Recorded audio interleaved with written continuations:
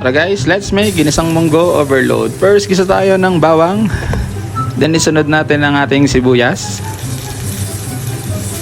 Yan, haluin mabuti. Then after ng sibuyas, ilagay natin ang ating kamatis.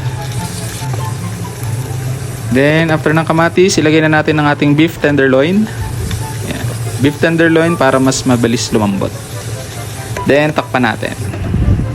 Then kapag okay na, lagay natin ang ating bagoong alamang.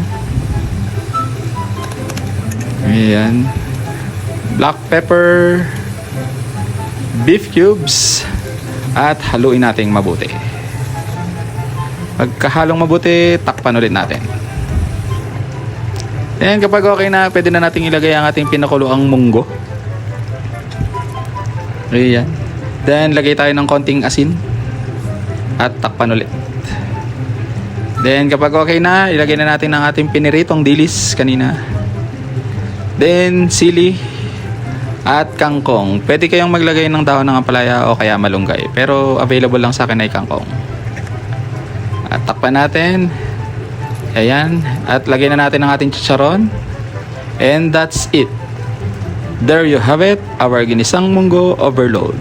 Thank you guys for watching. Bye bye.